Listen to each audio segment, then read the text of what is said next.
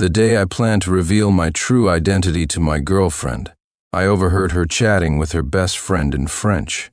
Her friend asked, "If you marry Ethan, what about Sincere?" She replied, "Even if I marry Ethan, the one I truly love will always be Sincere." They giggled, assuming I was just a penniless nobody who couldn't understand French. Little did they know, I am the sole heir to the wealthiest family in Manhattan, fluent in over 1,000 languages. My guise of poverty was merely a way to experience life. Chapter 1. Mom, Dad, I've made up my mind. I'm ready to return and take over the family business, I said. Hearing my decision, my parents' voices on the other end of the line brimmed with joy. But then, recalling the girlfriend I had kept my true identity hidden from, they couldn't help but ask, "Is your girlfriend coming back with you? Have you told her the truth about who you are?" "No," I replied. "I plan to break up with her." At the mention of Tina, my voice instinctively softened. "I'll wrap everything up here within a week," I added before hanging up after a few more exchanges. I pocketed my phone and returned to the private lounge. The lounge was buzzing with people and chatter. When I pushed the door open, the conversation stopped momentarily, but I acted as though I hadn't noticed and walked straight to Tina's side, taking a seat. She glanced at me, briefly breaking away from her conversation, and asked, "Sincere, what took you so long on the phone?" Before I could respond, another voice cut in. Though there wasn't a single French person present, a voice spoke in French. "T, when are you and Ethan planning to get married?" Hearing this, my hand tightened slightly around my glass, my fingertips turning pale. Tina, on the other hand, remained composed, casting a fleeting glance at me before answering the question in French. "The date is set by our families 2 weeks from now." At her words, everyone in the room turned to look at me. One of her friends raised an eyebrow with a curious tone. "If you're marrying Ethan, what about Sincere?" "Not breaking up," Tina replied, shaking her head. Her wine glass swirled gently in her hand. She took a sip before continuing. "Marriage is just to satisfy my family. The only one I love is Sincere." Her words sent the room into a burst of laughter, everyone teasing and joking in quick succession. "T, so you're actually serious about him?" Someone chimed in. "With such a massive gap in status, you really caught feelings for him, huh?" Tina turned to look at me, her eyes brimming with affection so intense it could almost melt. Without saying a word, her expression answered the question perfectly. Someone else, watching her love-struck demeanor, clicked their tongue in amazement. "Looks like she's really fallen for him, but hey, are we sure he can't understand French?" The question was casual, but it sparked more laughter. "Come on. With Sincere's family situation, there's no way he's learned a language like French. Relax, he definitely doesn't understand." Their mocking laughter filled the air, but no one noticed my slightly quickened breathing or how my grip on the glass had already turned my knuckles white. I didn't tell them that I understood every word. After all, I wasn't some impoverished nobody but the sole heir to the world's wealthiest family. For 5 years, Tina had treated me well, but she had never once introduced me to her family. At first, I thought she was simply concerned about the disparity in our statuses. After all, the Shaws were one of the most prestigious families in San Francisco. So, I had already planned to tell her the truth. I am the son of the wealthiest family, and my decision to conceal my identity was only to escape living perpetually under my parents' protective wings. But fate has its way of intervening. 3 days ago, I stumbled upon a red wedding invitation in her study. The groom was Ethan, and the bride Tina. While she was whispering sweet nothings into my ear, she had already agreed to an arranged marriage set up by her family. She had been calling me husband, while simultaneously preparing to marry a man deemed suitable by her family. At that moment, I realized there was no point in saying anything further. From now on, she would get married, and I would return to inherit my family's empire. We both had bright futures ahead. After a few more rounds of drinks, the group was thoroughly enjoying themselves. As dusk fell, we decided to call it a night. Everyone began to leave, and I followed behind them as we exited the private lounge. I had only taken a few steps when a stranger's voice called out behind me, "Young Master Sincere." Chapter 2. I froze mid-step and turned around, realizing the one who had addressed me was a former business partner of my father's who had been pleading to collaborate with him. I sighed inwardly, not wanting my identity to be exposed. Just as I was thinking of how to brush it off, one of Tina's friends looked me up and down before scoffing, "Young master? Sincere? With the clothes he's wearing, do they even add up to $300? What a ridiculous joke." Her words set off another round of laughter. This time they weren't speaking in French, so I fully understood their ridicule. However, I kept a calm expression, showing no sign of anger. Tina, on the other hand, appeared visibly upset. She shot the girl a cold, warning glance, prompting her to shrink back in embarrassment and cease her mocking. The others, too, quieted down after receiving her icy glare. The sound faded, and that person didn't follow us. I walked behind Tina in silence as we made our way home. Not a word was exchanged between us.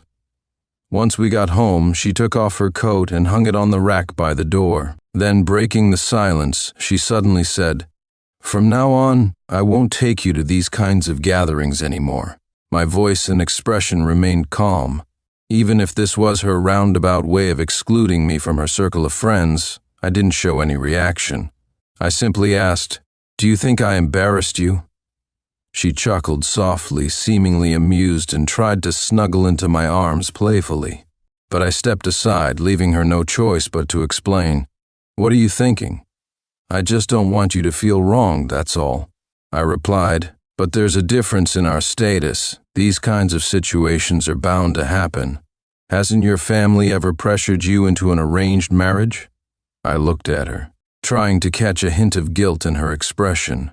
But even at the mention of those words, arranged marriage, Tina's face only stiffened for a moment before returning to her usual composure. "Sincere," she said. "All you need to know is that the person I love is you. As for everything else, I'll find a way to handle it." If I hadn't been observing her closely, I might not have caught the faint flicker of unease in her demeanor. After saying her piece, Tina went to the bathroom to freshen up. Watching her retreating figure, I remained silent, but my thoughts churned. Was her so-called solution to follow her family's wishes, marry someone else, and then keep things ambiguous with me on the side? Not far away, a notification pinged from the direction of the nightstand. It was Tina's phone. She had never hidden her password from me, so I easily unlocked it and opened the message. It was from Ethan. He had written, "T, tomorrow we're meeting both families. If you don't stay over at my place tonight, won't the elders notice that our marriage is fake? I know you love your boyfriend, but at least for these few days, can't you give me some dignity?" Though his words seemed pitiful, I could see his intentions clearly. At first, he used their parents as an excuse to get her to stay with him. But what about later? Wouldn't he just keep using this as leverage, pushing further and further? But this had nothing to do with me anymore. I'd already decided to leave. With that thought, I marked the message as unread and placed her phone back. Not long after, Tina came out of the bathroom, freshly cleaned up.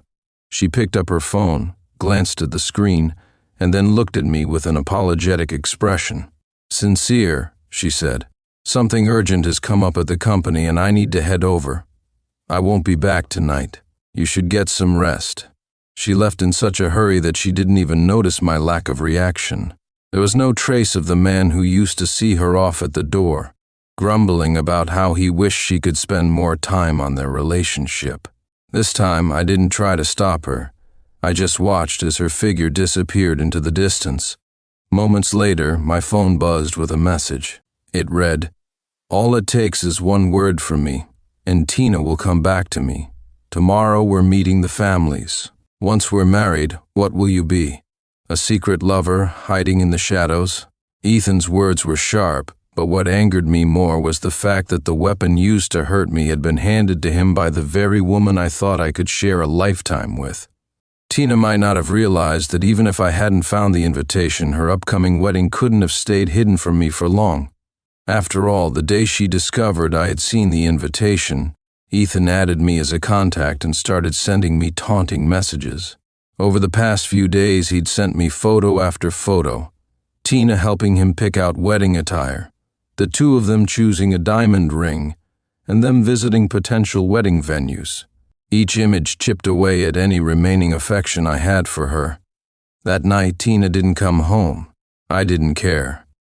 The next morning, I woke up, got ready quickly, and went straight to work to hand in my resignation. By lunchtime, my resignation process was complete. During the break, I had lunch with a few colleagues downstairs.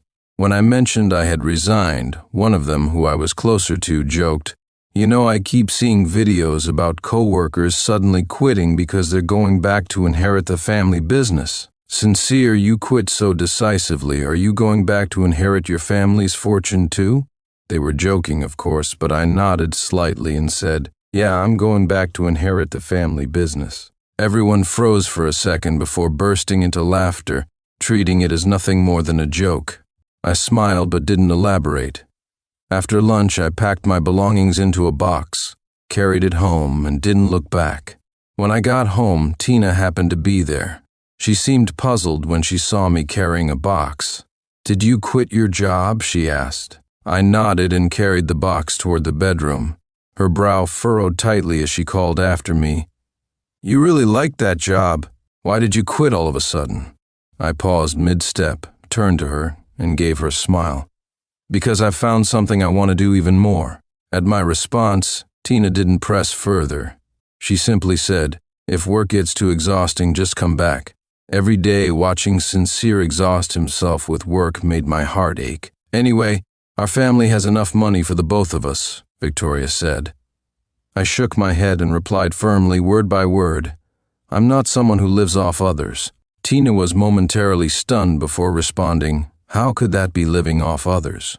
Not wanting to continue the conversation, I interrupted her. "Why are you home so early today? Didn't you go to the office?" She replied, "Work has been so hectic lately that I haven't had time to spend with you. Today I thought I'd take a little time off to be with you." As her brows relaxed, she once again transformed into the gentle and accommodating girlfriend I once knew. She asked, "What do you want to do? Shall we go out for some Western food or watch a movie?" The old me would have been deeply moved by her words. After all, I knew she was the heiress of the Smith Corporation, and her workload was genuinely overwhelming. Her willingness to carve out time to do things I wanted showed that I held a significant place in her heart.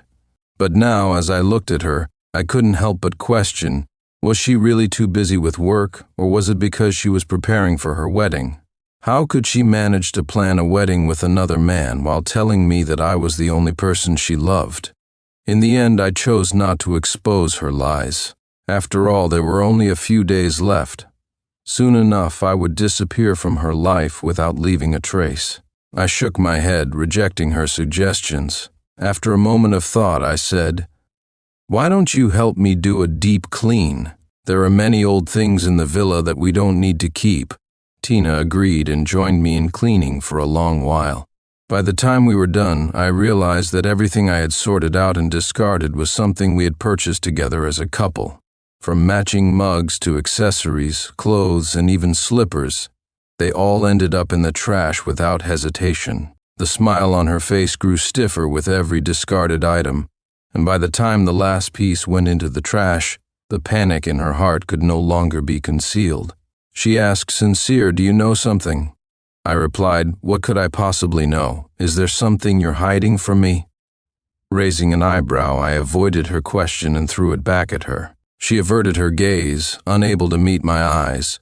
After a moment of silence, she tightly grasped my hand and said, "Sincere, no matter what happens, just remember, I love you." I tugged at the corner of my lips, saying nothing more. After we finished cleaning, Tina insisted on going out for a date. Worried that she might sense something unusual if I refused, I reluctantly agreed. We had dinner and watched a movie before the car pulled up at an auction venue. Just as we were about to enter, a man in a well-tailored suit walked toward us. I caught the brief flicker of unease in Tina's expression. It was obvious. "What's wrong? Did you run into someone you know?" I asked. Before she could respond, the man stopped in front of us, greeting us with a warm smile. Tina quickly introduced him, saying, "This is Ethan, the son of a family friend." After a brief pause, she added, "And this is my boyfriend, Sincere." The stark difference in her introductions made Ethan's smile falter for a moment, but he quickly regained his composure and extended a hand to me, saying, "I've heard so much about you, Sincere. It's a pleasure to finally meet you." Before I could respond, a group of Tina's friends, those same women who had mocked me in French just the day before, walked over. Out of my line of sight, they exchanged knowing winks with her. That was when I realized that this chance encounter was anything but. They had deliberately brought Ethan here. Rage churned within me, but I knew that losing my temper now would only make things worse.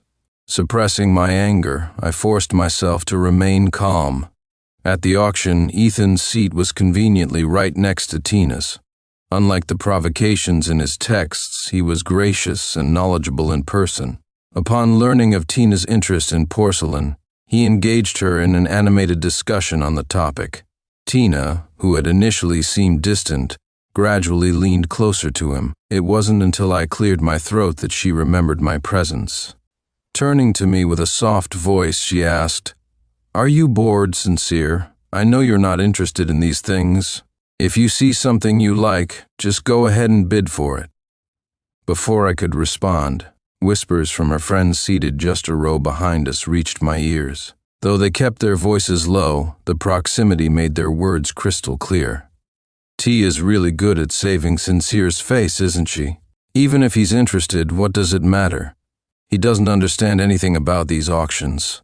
"Exactly. He probably doesn't even know how to raise a paddle, haha. Right? This must be his first time at an elite auction like this." Their mocking glances in my direction made it clear they wanted me to hear every word. I chose not to react. Soon enough, the tables would turn, and they would have no choice but to stand respectfully before me, addressing me as young Master Sincere. The current item was sold, and the next piece was brought onto the stage, a jade carving of a crane and pine trees symbolizing longevity. The quality of the jade was exquisite. The most notable moment was when the host introduced the piece as a creation by Master Junsheng, the legendary pioneer of jade carving. Upon hearing this, Ethan's excitement was palpable. He raised his bidding paddle and exclaimed, "T, this piece is of immense collectible value. Your grandmother's birthday is the day after tomorrow. This would be the perfect gift for her." Hearing the name of Master Junsheng, I instinctively glanced up at the item on display. After just a brief look, I averted my gaze, my voice calm and indifferent, yet delivering a blow like a bucket of cold water dumped over Ethan's head. I said, "It's a fake." Ethan stared at me in disbelief. He was about to retort, questioning how a country bumpkin like me could possibly know anything, but seeing Tina seated beside me, he forced a smile. Though his fury was evident, "Mr. Sincere," he asked, "how can you tell?" I replied flatly, "Because the authentic piece was gifted by the young master of the wealthiest family to his grandmother. It's one of a kind in the world. The real one is in my home. This one here must be a counterfeit." I honestly meant it as a kind reminder, but as soon as I finished speaking, Ethan burst into laughter. The group of women behind Tina followed suit, their mocking laughter filling the air. One of them sneered, "Sincere, if you don't know anything, stop pretending." How embarrassing. Gifted by the young master of the wealthiest family. Did you crawl under his bed and see it with your own eyes? Or do you think just because your last name is also Season, you can claim some connection to them? Their ridicule grew louder and louder until Tina, her expression cold, finally put an end to it. Looking at me, she took my hand and said, "Sincere, I understand you've been reading some books on artifact appraisal recently, but knowledge of this kind can't be acquired from books alone. Ethan has been attending auctions since he was a child and has a deep understanding of jade carvings. Naturally, he knows more than you." Though her words were not overtly harsh, their implication was clear. She thought I was speaking nonsense. I chuckled softly, saying nothing more. In the end, Ethan spent a staggering $10 million to win the bid for that jade carving. Watching him swipe his card, I couldn't help but smile. I wondered how Tina's grandmother would feel when she found out Ethan had spent $10 million on a counterfeit jade carving for her birthday. I made no further efforts to stop him, nor did I care. I simply got up and headed to the restroom. After washing my hands, a familiar voice sounded from behind me. "Sincere," the voice said, sharp and grating, a stark contrast to the poised and mature demeanor he had displayed earlier. I thought I made myself clear. How can you still shamelessly stick around? Are you that desperate to be the third wheel? I raised my eyes and turned to face him, my tone unperturbed. "Mr. Ethan, let me remind you, I was the one with her for 5 years. If anyone's the third wheel here, it certainly isn't me." As I spoke, I intended to walk past him and leave, but he blocked me, sneering as he continued his insults. "Together for 5 years, and she still wouldn't marry you. Have you ever wondered why? I'm the heir to the Ito family, and she is the heiress of the SU Corporation. We're a perfect match. And you? A father with a gambling addiction, a mother battling illness, a family as broken and worthless as yours. What could you possibly offer her?"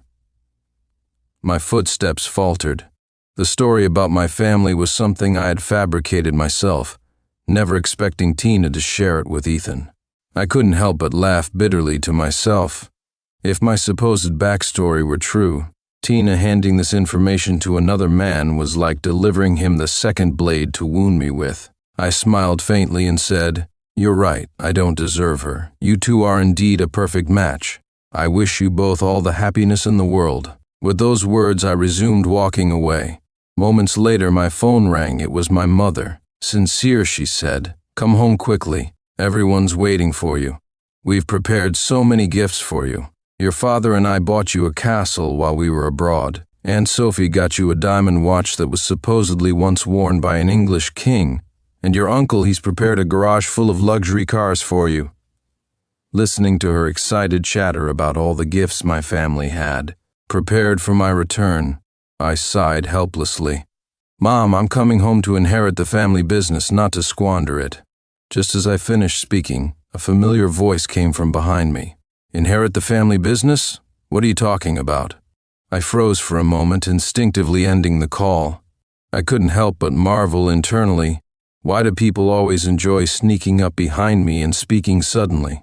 Turning around, I saw Tina, her expression far from pleasant. After a moment of hesitation, I explained, "Nothing. A former colleague asked what I'd be doing after resigning, and I joked that I'd be going home to inherit the family business." Tina furrowed her brows. She knew I wasn't one to joke around like that, and immediately felt that something was amiss. Just as she was about to press further, I had already taken several steps ahead and called back to her. "Aren't you coming? There are still a few more antique items to be showcased."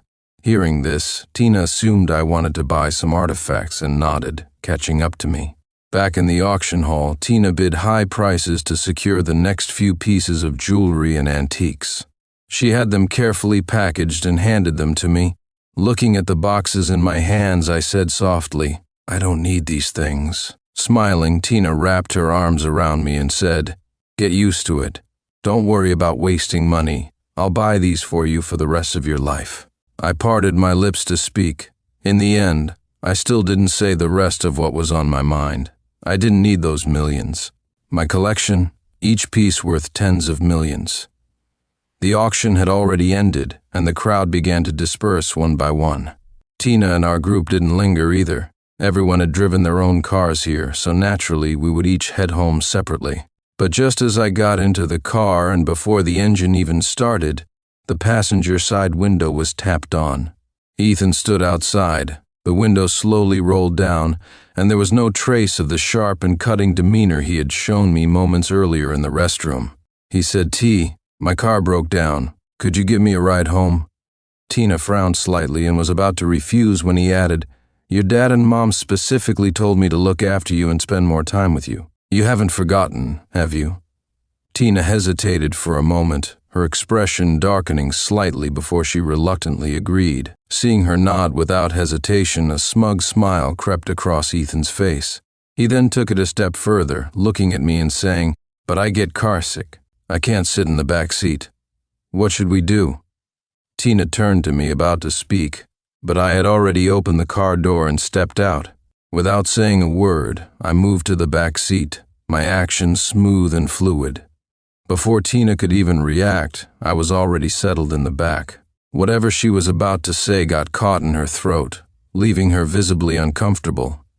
She seemed like she wanted to explain, to say it was just a seat and there was no need to take it so seriously. Yet when her gaze moved through the rear-view mirror to where I sat, she saw that I had already closed my eyes as if intending to rest. At that moment, Ethan got into the car as well. The door closed, and when he saw me sitting in the back with my eyes shut, a sly grin tugged at the corner of his mouth. He thought to himself, "Sincere, so what if she still likes you now? In the end, whatever I want will still end up in my hands. Winning her heart is only a matter of time." With that thought, his mood suddenly improved. Looking at Tina, his gaze softened as he said, "Sincere seems tired. Let him rest for a bit." Perhaps noticing something off about me, Tina didn't say much to Ethan. She only nodded silently and started the car. I don't know when it happened, but I actually fell asleep. By the time I woke up, the car had already stopped in the garage of Tina's villa. Ethan was no longer in the car. Tina reached out and gently touched my face, saying, "You're awake. I didn't want to disturb you since you were sleeping so soundly." Still a bit groggy, I nodded, opened the car door, and got out. Without waiting for Tina, I walked straight toward the front door. By the time Tina got out of the car, I was already at the entrance. She quickly caught up to me, blocking my path at the door. "Are you upset?" she asked. "Ethan is just the son of a family friend. Don't take it to heart." I gave a non-committal sound in response. Assuming I was still angry, Tina grabbed my hand and said helplessly, "He's really just a family friend's son. Darling, you know I only love you." After saying that, she seemed to remember that it had been a while since we'd been close. She tilted her head up, preparing to kiss me, but I pushed her away. Seeing the surprise on her face, I walked straight inside and said, "I'm not feeling well. I'll rest in my room." With that, I locked the door behind me, completely shutting Tina out. The next morning, at the dining table, Tina and I were having breakfast when my phone suddenly rang. It was a reminder I had set earlier, a scheduled alarm, with a note that read, "Meet the Parents' Day." Tina saw the note too. I had previously planned to reveal my identity to her, so I told her to come home with me to meet my parents. She had agreed at the time. We exchanged a glance, and I was thinking about how to cancel the meeting when her phone rang as well. It was Ethan calling. Whatever he said on the other end made her expression change slightly. When she came back to me, she looked apologetic as she backed out of the meeting. "Sincere, something urgent has come up. Can we meet your parents another time?" she asked. I remained calm and nodded lightly. "That's fine. I have some things to take care of today, too." Not long after Tina left, I also headed out. I went to a shopping mall and picked out gifts for each of the friends I was about to meet. When we met up and they opened their presents, gasps filled the room as they saw brand new luxury items in each box. "Sincere, where did you even find so much high-end stuff? This is way too real," someone exclaimed. "They're all real," I replied. Seeing their delighted expressions, I couldn't help but laugh. After explaining, their disbelief was still evident, so I revealed my true identity. "Actually, everything I've told you before about my father's gambling problem and my mother's illness was fake. The truth is, I'm the son of the wealthiest man in the country. I'm leaving because I need to return home and take over the family business." Their initial reaction was shock and disbelief, followed by sheer joy. "The young master was right under our noses this whole time," someone shouted, nearly loud enough to lift the restaurant's ceiling. After the cheers subsided, someone brought up Tina. "But what about Tina? Does she know your real identity?" At the mention of Tina, the smile on my face faded slightly. I said, "She's getting married? How could that be?" When my friends heard this, their faces were filled with disbelief. "She's the kind of rare, devoted heiress you don't see these days," one of them exclaimed. Another chimed in, "Exactly. 3 years ago, when you said you liked night-blooming Sirius, she spent a fortune buying every single one in the world, just to make you smile. 2 years ago, when you caught the flu, She canceled a multi-million-dollar deal and rushed back from overseas to take care of you herself. She stayed up all night, night after night, afraid to close her eyes. And a year ago, when the car you two were in got into an accident, the truck that lost control was originally heading straight for you. To protect you, she forced the car to swerve. You came out unharmed, but she broke 3 ribs and was hospitalized for 3 months, barely making it back to life. And now she's getting married? How could the groom not be you? As they recounted these stories, I couldn't help but feel a wave of emotion. Back then, Tina truly loved me, so much that she didn't care if it cost her life. But now, I shook my head and smiled faintly. She does love me, but her family thinks I'm not worthy of her. They've been pressuring her to marry someone else. Before I even had the chance to tell her the truth, she already had the wedding invitations printed. From what I hear, she's planning to keep me as her lover after she gets married. The moment they heard this, my friends exploded with anger. What, a lover? Making the young master a lover? That family's gone mad, one of them shouted. Unbelievable! Just wait and see. She'll regret this when she's chasing after you and ends up at your grave, another said, fuming. Exactly. If she ever finds out you secretly left their family and what your real identity is, she'll lose her mind. At that moment, Tina and Ethan walked in from outside.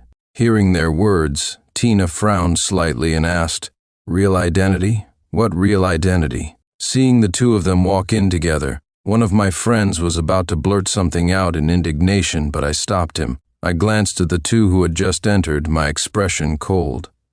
"What are you doing here?" When I asked, Tina looked a bit guilty, her eyes darting nervously. "Our families just happened to have a business deal to discuss, so we arranged to meet here," she said. Hearing her response, I couldn't help but laugh. Of course, I knew all about their so-called business deal. It was a marriage alliance after all.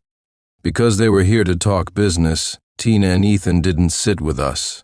Instead, they took a separate table nearby, close enough for me to see their interactions. I watched as he cut her steak for her, shared his favorite dishes with her, handed her a napkin, and even wiped the corner of her mouth when it got dirty. Their back-and-forth intimacy was enough to make my friends boil with rage, but I remained calm, my expression unchanged. Chapter 7. When the meal was over, our group dispersed. Tina suggested that we all head back to the Ethan family estate together, perhaps remembering the squabble over the passenger seat last time. This time Tina avoided the issue entirely. She had a chauffeur drive her family's extended Rolls-Royce, so there was no need for anyone to argue over seating arrangements. The car moved smoothly toward the Ethan family estate, the journey uneventful. None of us anticipated the accident that was about to occur. A truck, completely out of control, came speeding toward us from the opposite direction. The driver instinctively yanked the wheel to avoid it, but there was still a loud crash as the vehicles collided. The car windows shattered. As the impact flung me sideways, I caught a glimpse of Tina shielding Ethan with her body. Not only did she ensure he wasn't hurt, but she also comforted him, calming his nerves. As my vision blurred, memories of the previous car accident my friends had mentioned came flooding back. It was during the 4th year of our relationship. My feelings for her were at their peak then. Just like today, we were at an intersection, and a truck came speeding toward us. My side of the car was directly in its path. Panicked, she realized there was no way to avoid the truck. Her only option was to turn the car so that her side would take the hit. The front of the car crumpled, and she was pinned in the driver's seat. Firefighters and paramedics worked together for hours to get her out. She almost died that day. And yet, when she woke up after narrowly escaping death, the first thing she asked was whether I was okay. Now a similar accident had occurred. The difference was that the person she instinctively protected was no longer me. The back of the extended Rolls-Royce was mangled beyond recognition. Once everyone had gotten out of the car, Tina continued to focus on comforting Ethan. It wasn't until then that she noticed me, silently pressing a hand to my bleeding forehead. Luckily, my injuries weren't severe. After some treatment at the hospital, a bandage was all I needed. However, since it was a head injury, The doctor recommended that I stay for observation for a couple of days. Tina looked at the bandage on my head, guilt written all over her face. Sincere, I'm so sorry. At that moment, I was just thinking about the upcoming partnership with Ethan. He needs to attend the event, and his face couldn't get injured. That's why I protected him.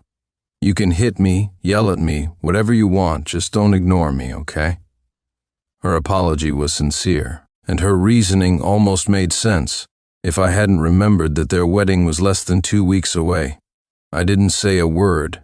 I didn't say I forgave her, nor did I say I didn't. From start to finish, my expression remained emotionless. Tina's apologies didn't stop. She kept repeating how sorry she was until suddenly, a glimmer of hope flickered in her eyes. "Oh, your birthday is coming up in a few days," she said. "I'll give you your birthday present in advance, okay? Tell me, what do you want?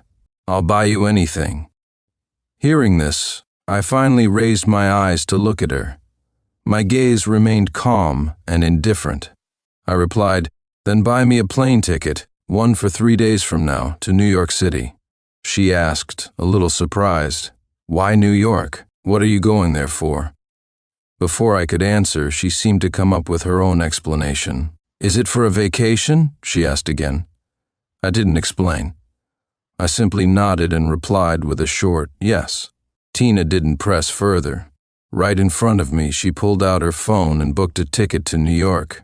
After completing the purchase, she said, "I have some things to take care of these days, so I can't go with you. You go ahead and enjoy your trip. Once I'm free, I'll join you there." She then added, "A plane ticket feels like such a small birthday gift. I'll make it up to you with a big surprise later." I shook my head, smiling faintly. "It's not small, not at all. Because this plane ticket is my way home. Tina, thank you for the gift, for personally sending me home." During the 2 days I was hospitalized, Tina seemed to return to the way she was at the beginning of our relationship, caring and attentive, almost to a fault, but good times never last. Her concern ended the day I was discharged.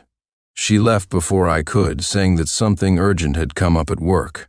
She arranged for the driver to take me home instead. Not long after, I received a taunting text from Ethan. "Sorry, Sincere, but Tina and I are getting married. She's coming with me to my family estate for dinner tonight, so I guess she doesn't have time to pick you up from the hospital." I didn't respond to his message. I simply went home and began packing my belongings. On the day of my departure, I woke up early. 7 hours before my flight, I had already moved my suitcases out the door. That's when I ran into Tina returning home. Seeing the pile of luggage outside the villa, her expression faltered. A flicker of unease crossed her face as she asked, "What's going on?" I replied calmly, "Didn't I say I was going to New York? You bought me the ticket, remember? Did you forget?" I looked so composed, as if I were genuinely just heading out for a short vacation, but my explanation didn't convince her. "Wasn't it just for a day or two? Why do you need so much luggage?" I forced a small smile and said, "I thought I'd bring extra clothes. I want to take more pictures." However, I was never one for taking photos. Even when we traveled together in the past, I never brought this much stuff. Her unease grew, spreading through her like wildfire. She looked like she desperately wanted to open my suitcases right then and there to check if I was telling the truth. Just as she was about to act on that impulse, her phone rang sharply, breaking the tension. It was Ethan. She answered the call, and whatever he said on the other end made her pause in silence for a moment. Then, without another word, she left. Before walking out the door, she turned back to remind me, "Sincere, don't stay too long. Send me your return flight details so I can pick you up." I didn't answer her, because I knew I wasn't coming back. This goodbye was our final farewell. 5 hours before my flight, I changed the code to the villa's front door. I switched it from my birthday to Ethan's birthday. Then I left a sticky note on the door. It read, "This will be Ethan's home from now on." The code might as well be his birthday. 3 hours before my flight, I gathered all the photos of Tina and me from the villa. Every single one. I threw them into the fire pit, watching as they burned to ash.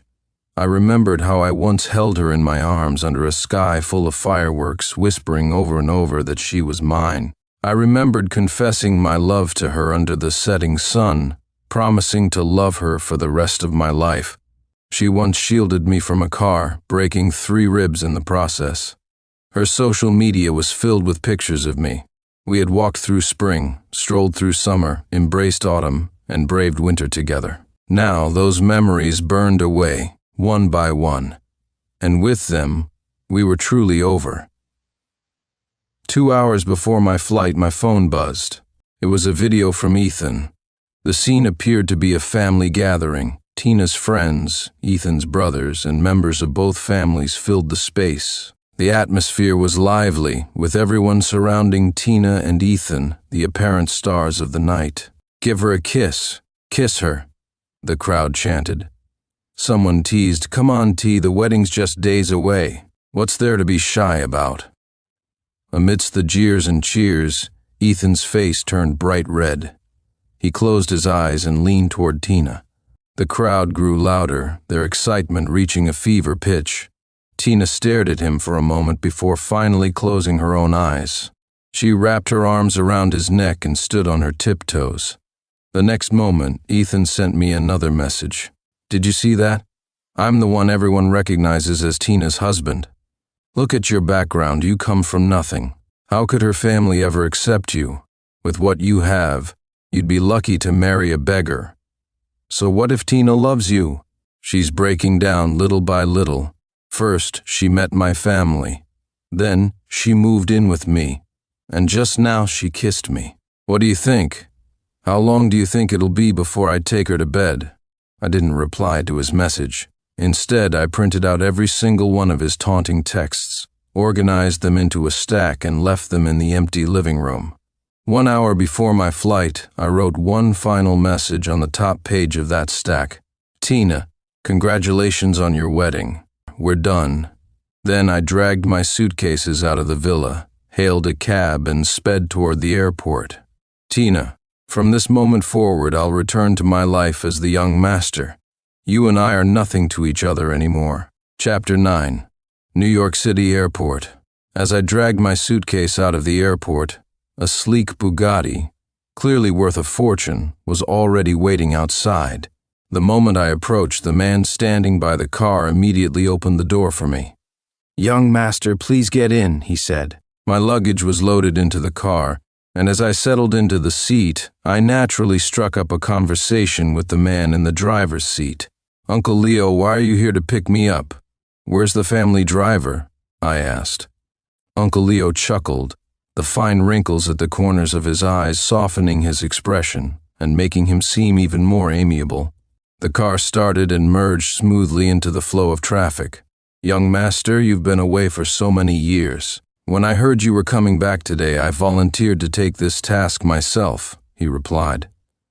"So, Uncle Leo, you must have missed me," I teased with a smile, my tone lighthearted. Then, with a touch of curiosity, I asked about the family. "How have Mom and Dad been all these years?" Uncle Leo had been the family's butler for decades and had practically watched me grow up. To me, he was more of an elder than just a servant, so our exchanges never felt formal. At my teasing, he nodded with a smile. "I did indeed miss you. Master and Madam are doing well, in good health. Aside from missing you, there's been nothing else to worry about." We chatted all the way home, and by the time the car pulled up in front of the family villa, I had a rough idea of what had been happening at home. Once out of the car, I headed straight for the villa. The moment I pushed open the door, I was greeted by a line of servants standing at attention by the entrance. As soon as I walked in, they spoke in unison. "Welcome home, young master." I couldn't help but press my fingers to my temple in mild exasperation. Uncle Leo, trailing behind me with my suitcase, chuckled as the servants swiftly took the luggage upstairs. "Master and Madam are very particular about ceremony. When they learned you were returning, they trained the staff overnight to create this welcoming scene. They're probably waiting for you in the living room now," he explained with a grin. I nodded. Though the whole spectacle was a bit over the top, I didn't say anything to dampen their spirits. Instead, I went straight to the living room. Sure enough, it was crowded with people. My dad, my mom, my uncle, and Aunt Sophie were all there. I greeted each of them warmly before sitting down beside my parents. Their concerned expressions broke through the calm I'd maintained for so long, and an unexplainable sense of frustration welled up in me. I'd grown up spoiled by all my elders and had never truly suffered. That was until I decided to gain life experience by hiding my identity and moving to a distant city. There, I met Tina. We dated for 5 years, and I gave her my whole heart. At the time, I genuinely believed we would spend the rest of our lives together, convinced we were meant to be. But in the end, I almost became her secret lover without even knowing it. All my love and devotion turned out to be for nothing. My mom seemed to sense the heaviness in my heart. She patted my shoulder gently and said, "What's in the past is in the past. The one thing we never fear is making mistakes. If it comes to it, we'll start over. What we have in abundance is second chances." Her comforting words eased some of the weight on my chest. Noticing the shift in my mood, the others quickly changed the subject and brought out the gifts they had prepared for me. Only then did I realize that my mom hadn't been exaggerating during our phone call a few weeks ago. If anything, she had understated it. From property deeds to keys, a thick stack of documents was topped by a long bunch of keys. The most eye-catching item was a diamond-studded gold watch in the center, its enormous diamonds radiating exclusivity and luxury. Yet, even with all this, they seemed dissatisfied, as if determined to fill the table to the brim to show their affection. Just as I was about to politely decline, Aunt Sophie suddenly slapped the table, her eyes lighting up with excitement. "Sincere just got out of a relationship, didn't he?" Perfect timing. I have a friend whose daughter recently returned from overseas. My friend has been worried sick about her not finding a boyfriend. "Why don't you two meet?" Just as friends, of course. I froze for a moment, quickly waving my hands in refusal. "That's not necessary," I said, but Aunt Sophie wouldn't take no for an answer. She pulled out her phone and pushed a contact toward me. "I met the girl before she went abroad. She's absolutely stunning. Even if nothing romantic happens, having her as a friend wouldn't hurt," she said with a grin. Unable to refuse her enthusiasm, I reluctantly agreed to her suggestion. What I didn't expect was that when I opened the contact Aunt Sophie had sent me, I discovered I already had this person as a friend. I clicked on the profile. There was no name, only a black profile picture with a crescent moon in the center. The username was just 2 simple letters. I stared at it, trying to recall when I had added her. No memories came to mind. In the end, I didn't ask. Quietly, I locked my phone and decided to let the meeting answer all my questions. Meanwhile, on the other side of town, Tina had finally returned home. The sky had darkened, and the lights in her villa were off. She didn't notice the note stuck to the door and entered her usual passcode. But when she tried to push the door open, it didn't budge.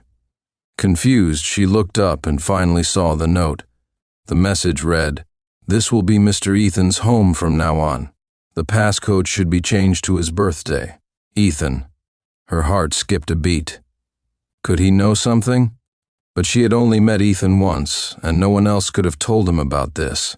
How could he possibly know she was planning to marry him? Tina hesitated for a moment before typing in Ethan's birthday. The villa's gate opened with a soft click. She turned on the lights, but the space was eerily empty. Instinctively, she called out, "Sincere!" Her voice echoed through the villa, but no one answered. It was then she remembered. A couple of days ago, Sincere had left for New York. He rarely stayed away from her for long. Most of the time, he would wait at home for her to return, or rather, ever since they had started living together, he was always there when she came back, except this one time. The thought unsettled her. An inexplicable feeling of emptiness crept in. Could he really mean it? But then she quickly dismissed the idea. No way. Sincere loved her too much. He was probably just upset because she had spent less time with him these past few days. Maybe he had guessed her connection to Ethan purely by accident. He was hers, he'd always come back. When he did, she'd apologize. That should fix everything. With this resolve, Tina bit her lip and stepped into the living room. She decided she'd call Sincere in a moment to ask when he'd return. They needed to talk. But before she could pick up her phone, her eyes landed on a stack of papers on the coffee table. Her steps quickened as curiosity took over. She sat down on the sofa and picked up the documents. Was this Sincere's doing? For her? See, she told herself, he was just sulking. He wouldn't actually leave her. A faint smile tugged at her lips, but the smile froze the moment she read the first page.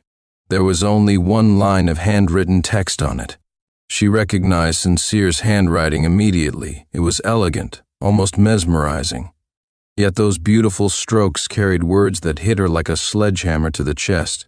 Tina, congratulations on your wedding. We're done. A ringing filled her ears and her mind went blank.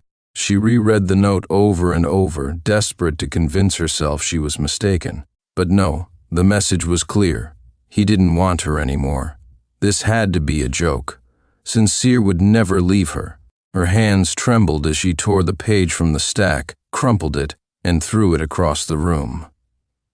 The motion revealed the second page.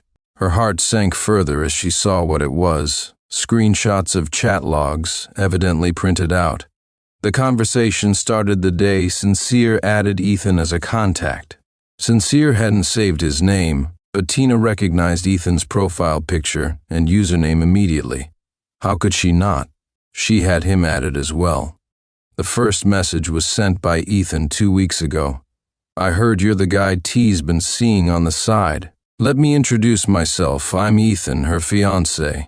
If you know what's good for you, you'll leave now. Otherwise, once T and I are married and you're kicked out of the villa, it won't look good for you. One word from me, and she'll still come running back to me. Tomorrow, we're meeting each other's families. Once our marriage is official, what will you be, huh? Just some secret lover. She loves you? So what? She's already kissed me. How long do you think it'll be before we end up in bed? The logs were interspersed with photos and videos. There were pictures of Ethan and Tina trying on wedding attire, selecting rings, and choosing a wedding venue together. One particular video had been paused and a still frame captured the most damning moment, a passionate kiss between Ethan and Tina, witnessed by their families and friends. It was the 11th chapter of her double life laid bare, and Sincere had seen it all.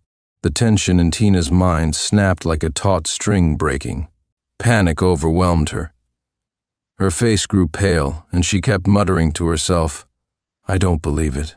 I don't believe it. She bolted toward the staircase, intent on reaching the bedroom, but her legs felt weak. She stumbled, misstepping on the stairs, and tumbled down with a loud thud. The sharp pain jolted her back to reality. Gritting her teeth, she used the railing to pull herself up and limped back upstairs.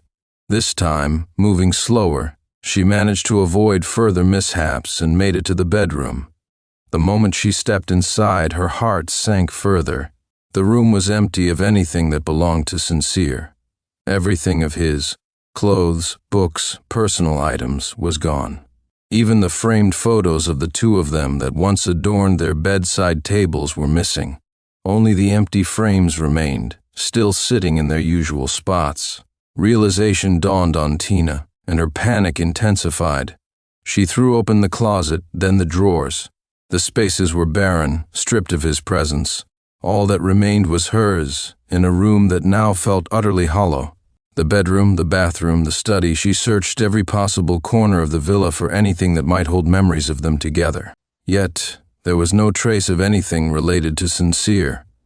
She suddenly recalled how, not long ago, Sincere had mentioned a big cleaning spree, during which he had disposed of all their shared mementos. At this moment, she finally understood why he had done it. He was ruthless, so utterly heartless that he left her with nothing to hold on to. The unease in her heart felt almost tangible now, but she still couldn't bring herself to believe it. They had been together for 5 whole years. He had loved her so deeply, yet he could cast her aside so cruelly. She couldn't believe what she was seeing. Her mind was consumed with the need to confront him and demand answers.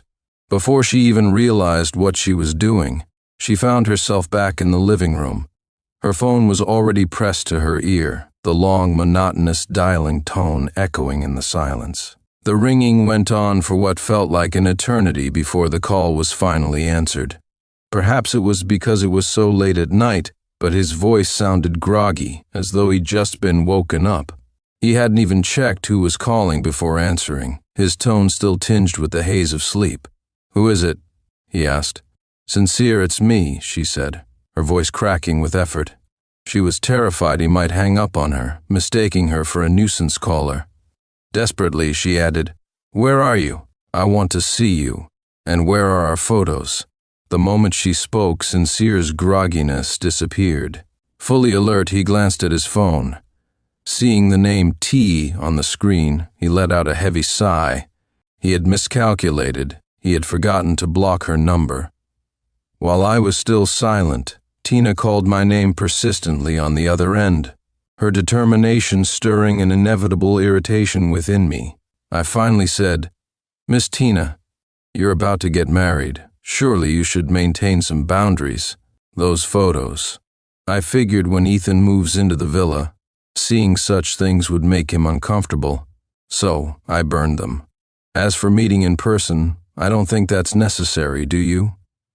You're about to marry someone else. What reason could you possibly have to meet with your ex-boyfriend?" Hearing me say the photos had been burned, Tina felt as though her heart was bleeding. But what hurt her even more was my resolute refusal. She quickly said, "Sincere, I never agreed to the breakup. Things between Ethan and me aren't what you think.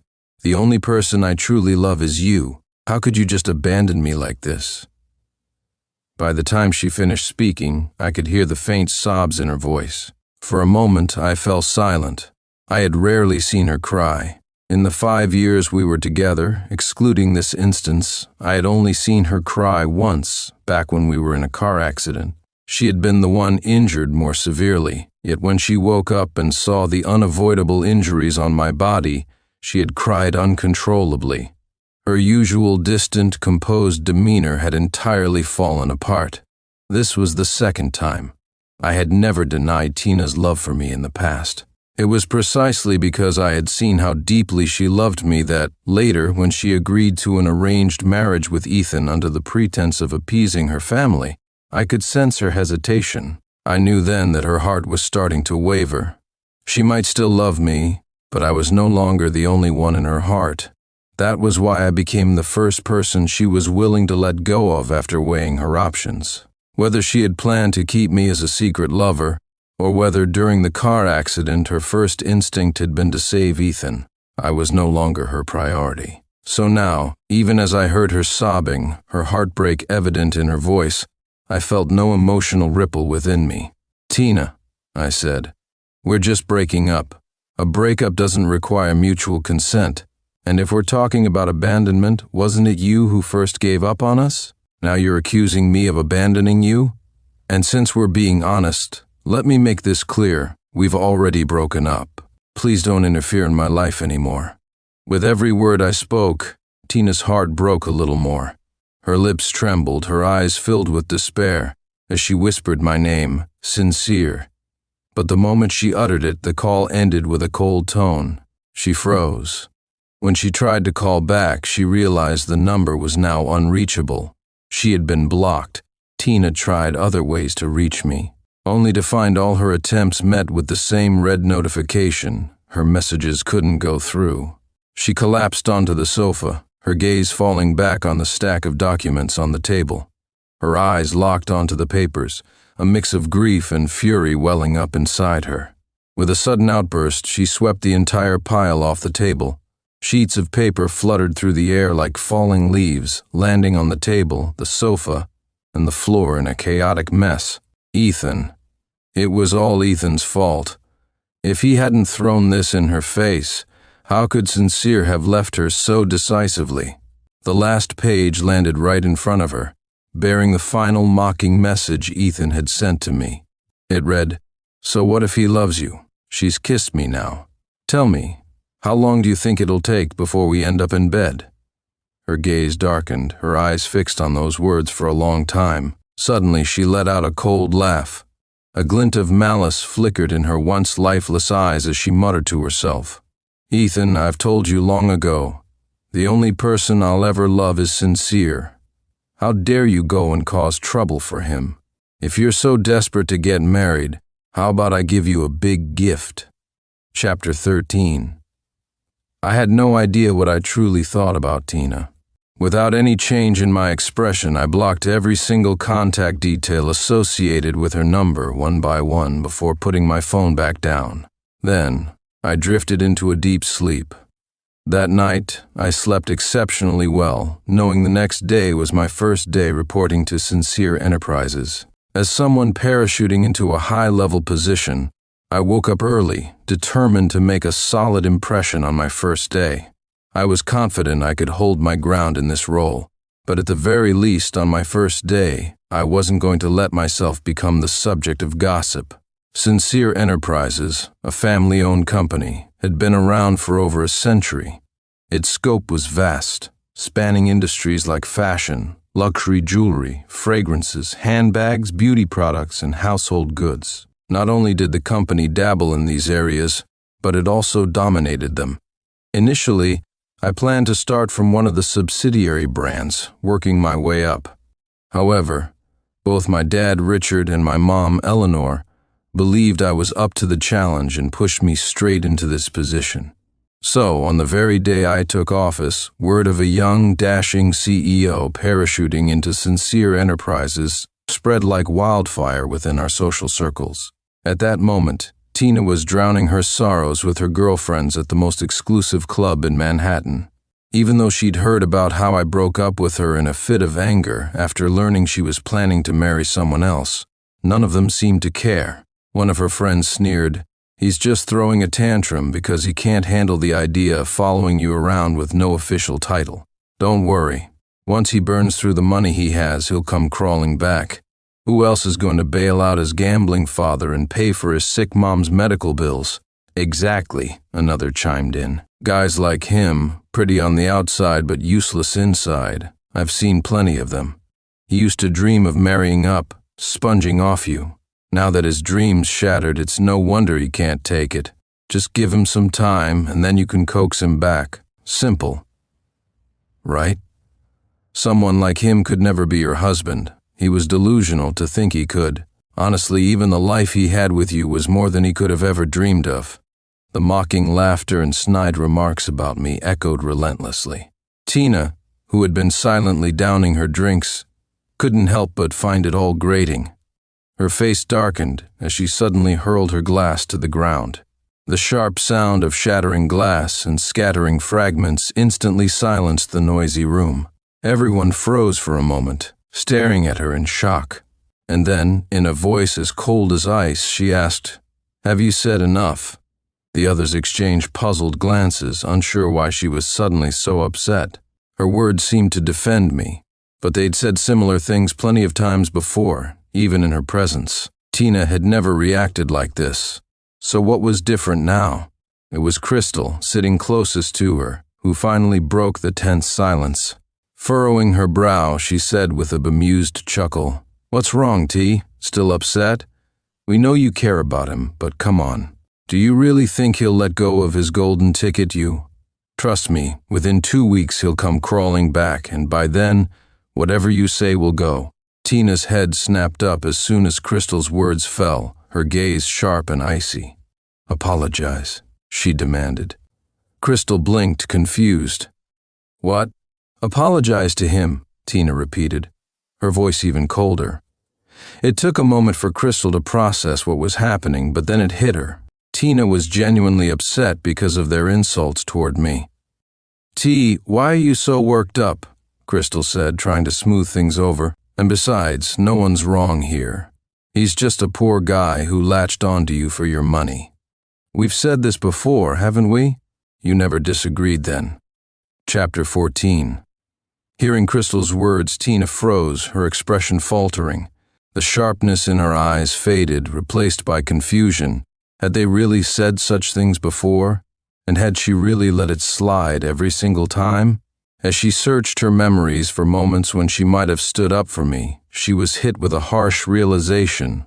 Crystal was right. This wasn't the first time they'd belittled Sincere, whether he was present or not, or even when they spoke in French thinking he wouldn't understand. She had always chosen to stay silent. The only times she had ever stepped in were when they openly mocked Sincere in front of him. And even then, her protests had been half-hearted, more for appearances than genuine defense. Her past silence, her tacit acceptance of their remarks, that was the truth of how she felt deep down, wasn't it? The thought left her momentarily breathless. She didn't know what to say anymore. Instead, she picked up her glass and started downing drink after drink. But as the alcohol coursed through her veins, a small glimmer of hope sparked in her heart. Yes, Sincere had a gambling father. He also had a mother in poor health, and now he didn't even have a job. Perhaps after some time he really would return to her side. At this moment, however, no one dared to provoke her further and quickly changed the subject. Have you heard the news? The CEO position at Sincere Group was recently filled by someone new, someone said. Another chimed in. I heard it's the eldest son of the family. He's been away for years, toughening himself up on his own. Now that he's back, of course, they handed the company straight to him. The Sincere family only has one son, after all. All those assets are bound to end up in his hands eventually. Even if he seems like he was parachuted into the role, he's clearly been groomed for this all along. Honestly, how can two people from the same family be so different? Tina wasn't interested in the conversation and stayed silent, seated alone in the corner. The empty bottles before her were piling up.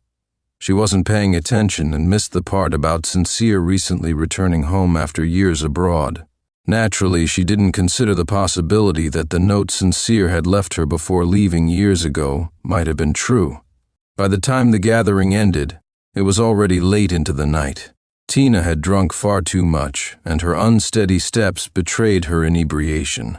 Crystal and the others saw how she could barely stand and didn't feel comfortable letting her go home alone. Left with no choice, Crystal dialed Ethan's number.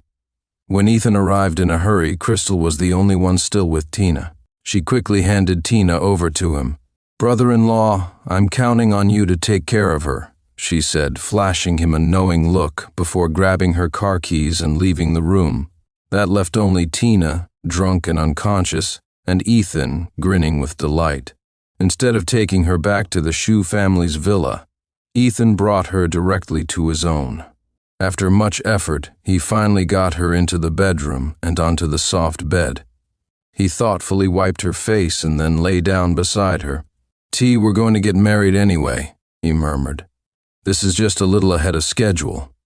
The woman next to him didn't respond, but instead burrowed into his arms, pressing her head against his shoulder.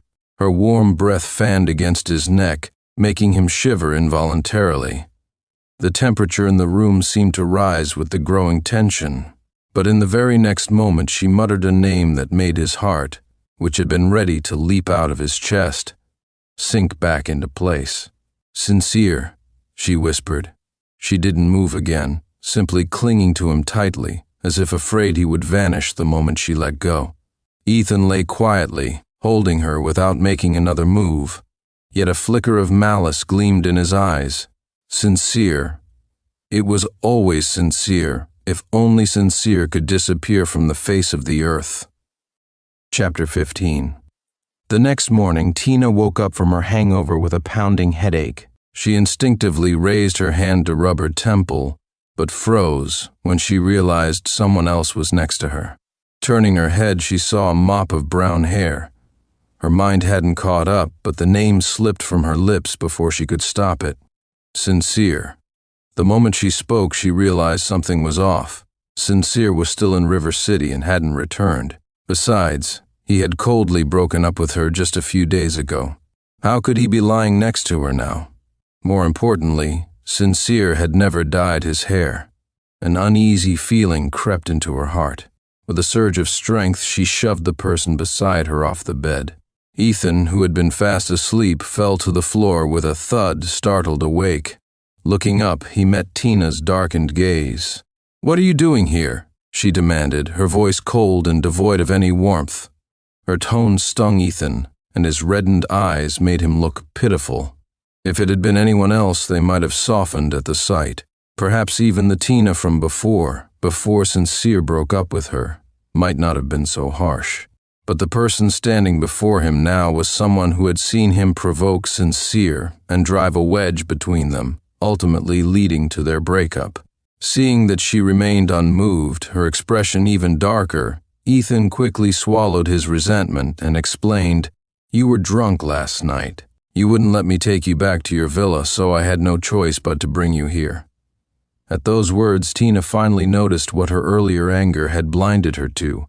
This wasn't her bedroom. Her expression softened slightly, but the wariness in her eyes didn't waver in the slightest. "Then why were you in bed with me?" she asked. Ethan's face flushed red. "I was going to settle you in and go sleep in the guest room, but you wouldn't let go of me," he stammered, a mix of embarrassment and hesitation in his voice. His hesitance made Tina's eyes darken further. Whether she believed him or not was unclear, but Ethan only saw her get up abruptly. Before leaving the room, she cast him a cold glance. "Ethan," she said, biting her lip, "stop playing your little games. We're only getting married because you're obedient and easy for my parents to deal with. If this happens again, I won't hesitate to find someone else." Ethan's face turned grim as he watched her retreating figure. His jaw tightened so hard he nearly ground his molars into dust. In the bustling city of New York, at the Sincere family estate, I stared at my phone as yet another unfamiliar number lit up the screen. For the first time, Tina felt like an annoying, unshakable piece of gum stuck to my shoe. After I had blocked her some time ago, I finally enjoyed a period of peace, but lately, she seemed to have lost her mind again. Every time I blocked one number, she'd just call me from another. After hanging up and blocking yet another number, I finally heard silence. Letting out a small sigh of relief, I put my phone on silent and flipped it face down on the desk. At last, I had some time to focus on the document in front of me. This project was the first major assignment I had taken on since joining the Sincere Corporation.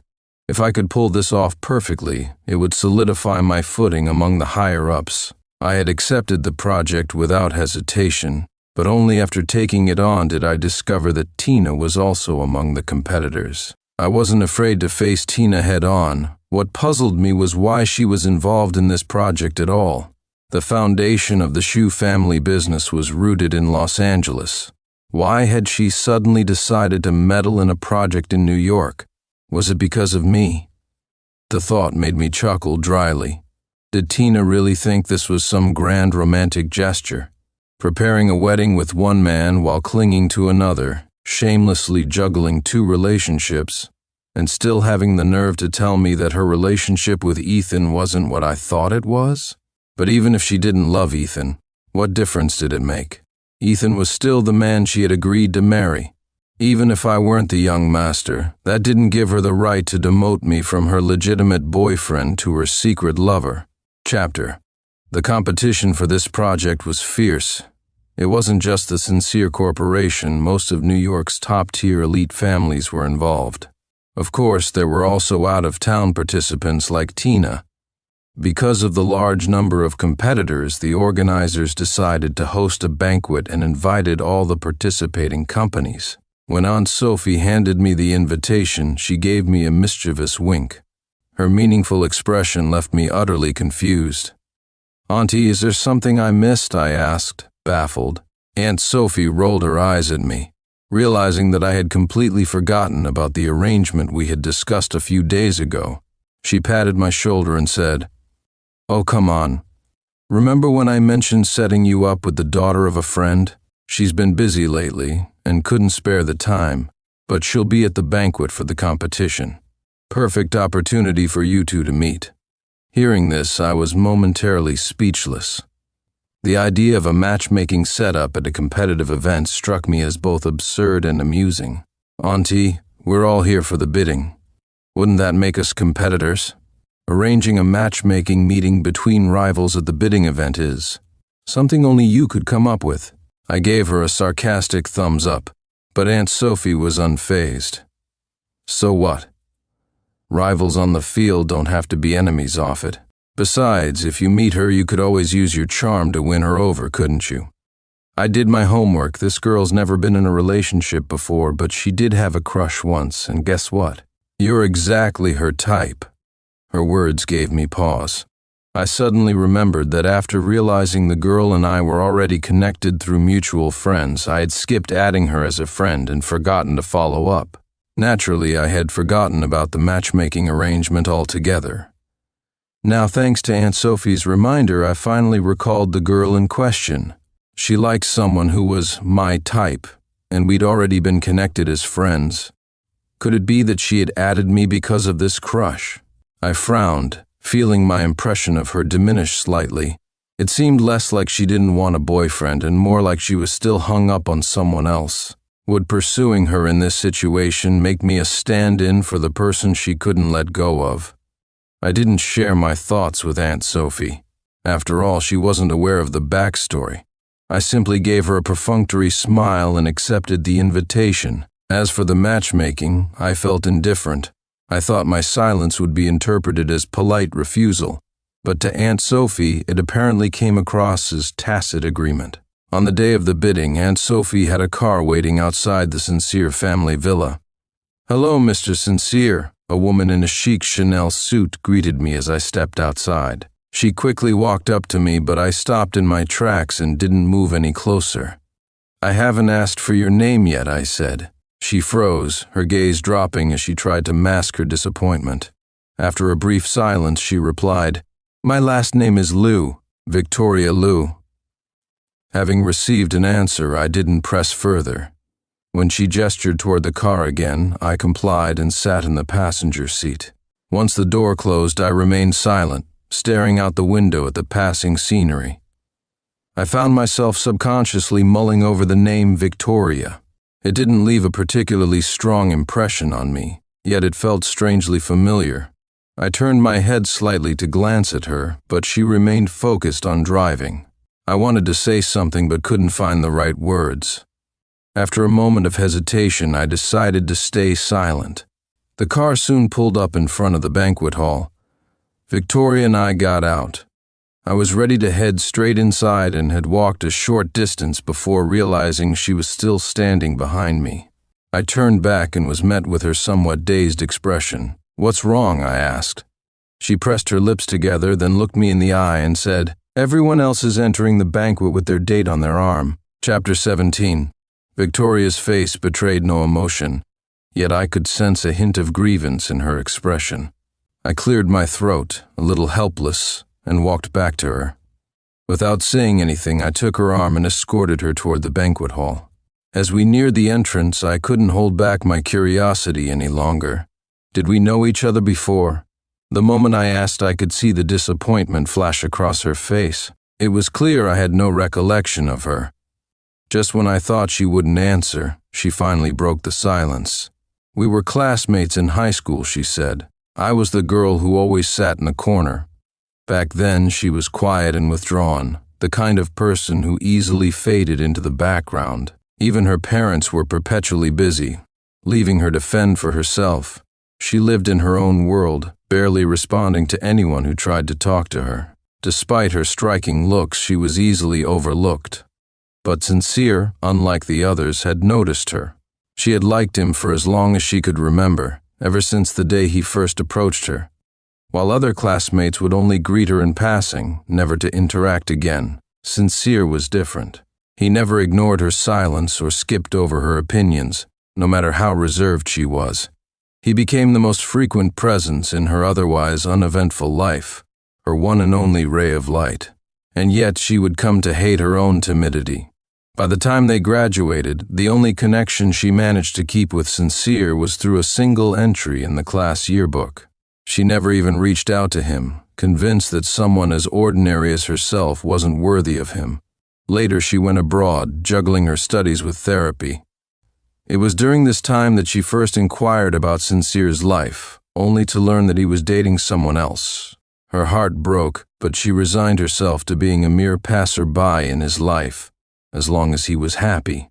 She had almost given up when she heard the news. Sincere and his girlfriend had broken up.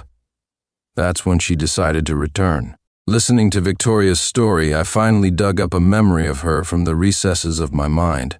I couldn't quite reconcile the quiet, unassuming girl I remembered with the poised, self-assured woman standing beside me now, attending a banquet to discuss business deals without missing a beat. "You've changed a lot," I said, unable to hide my amazement.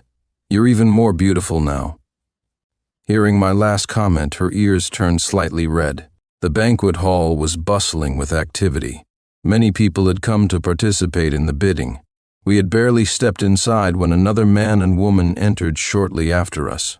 Hearing the commotion, I instinctively turned to look at the entrance, only to lock eyes with them. "Sin!" they exclaimed in unison. Their simultaneous outburst drew the attention of everyone in the hall. All eyes turned toward the entrance, and I, now the unwilling center of attention, frowned. The Ito and Shu families were among the most prominent in New York. How could they show up here in Chicago for a banquet and act so out of character, completely disregarding the decorum of the elite? Eager to avoid any association with them, I ignored the two and turned to take Victoria's hand, leading her further into the hall. Chapter 18. Behind us, Tina was stunned to see me here. But when she noticed me holding hands with another woman and walking away, her anger got the better of her. Ignoring Ethan, who was standing right beside her, she hurried to catch up. "Sin," she called out. "Who is she? Why are you with her?" Ethan, rushing to catch up, arrived just in time to hear Tina's questioning tone. He didn't say anything at first, but his gaze shifted between the two of us, his expression growing more and more mocking. "What else could it be?" he finally sneered. "Clearly, after breaking up with you, he found someone else to latch onto. Otherwise, how could someone like him even get into a bidding banquet like this?" His words were full of conviction, completely oblivious to the dark look that had overtaken Tina's face, or the strange glances the surrounding crowd was now casting at him. The Sinclair family was the wealthiest in Chicago. As the young master, I hardly needed to rely on anyone to gain entry to a banquet like this. Who were these clueless newcomers, and where had they come from? If even the young master of the Sinclair family needed to depend on others to attend, who else could possibly qualify? Still, the drama was entertaining, and no one seemed inclined to enlighten them. In the bustling crowd, my brow had barely furrowed when Victoria, standing beside me, already wore a frosty expression. Without hesitation, she reached out and gripped T's wrist. The next moment, T felt a surge of force pressing into her wrist. Perhaps she hadn't anticipated Victoria's sudden move, and for a moment she almost cried out in pain. Yet even so, T stubbornly refused to release her hold on my hand. Victoria's voice, devoid of any warmth, followed swiftly. "Let go," she commanded. Her cold and sharp tone sent an involuntary shiver down T's spine. She looked up at the woman in front of her, her face growing even more strained. Ethan, seeing T's obvious discomfort, couldn't help but feel a pang of sympathy. Pointing a finger directly at Victoria, he began shouting angrily, "Do you even know who we are? How dare you treat us like this? Believe me, I can make your life a living hell," he yelled. Though T remained silent, the flicker of darkness in her eyes, coupled with her lack of intervention to stop Ethan's outburst, made it clear that her thoughts were entirely aligned with his. I let out a mocking laugh, lightly patting Victoria on the hand to signal her to let go. Though reluctant, Victoria saw me nod at her and eventually released her grip. Seeing our response, T's expression finally softened a little. Even Ethan seemed to think we had backed down out of fear. Adopting a self-assured demeanor, he was about to say something when, in the next instant, I removed the brooch pinned to my chest and stabbed it directly into the hand she was using to grab me. T remained composed, convinced I wouldn't actually harm her. After all, I loved her so much. How could I ever bear to hurt her? Surely I was just trying to scare her. "Sincere, I know," she began. but before she could finish, the brooch had already plunged deeply into the back of her hand. The sudden pain caused her to lose her grip instantly, releasing my hand. I took the opportunity to step back, avoiding Ethan's incoming blow, then abruptly delivered a punch to his face. Blood gushed from his nose as he staggered back, his eyes wide with disbelief. He had never imagined I would actually hit him. "Sincere!" he shouted, his voice filled with rage and hysteria. In stark contrast to his frenzied state, my expression remained calm, as if the punch I had just thrown was nothing more than a casual greeting. Tossing a tissue to Victoria, I leisurely took another for myself, wiping my wrist as if nothing had happened. My gaze toward him was cool and condescending, with a hint of ridicule. "Do you think you're someone important?" I asked, the mockery in my tone cutting deeply.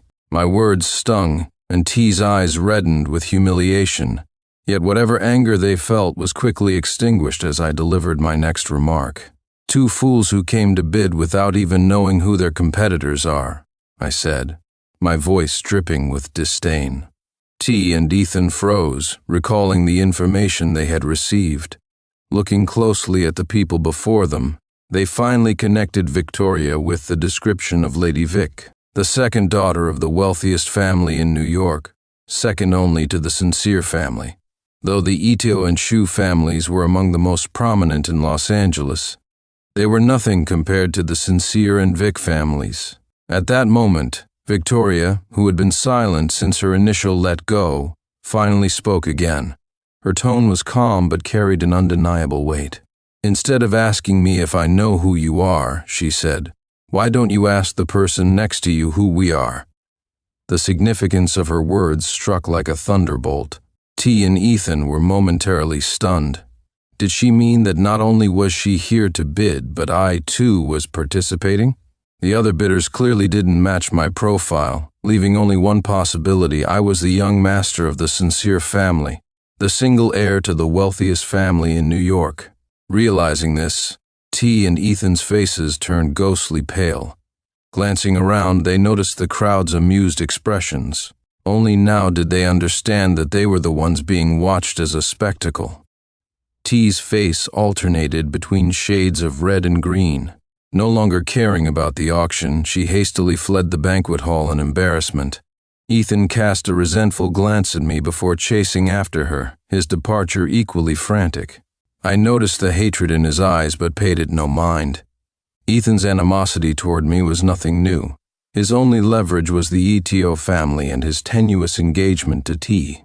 But if T could agree to marry Ethan while still in love with me, she would undoubtedly discard him the moment he ceased to be useful.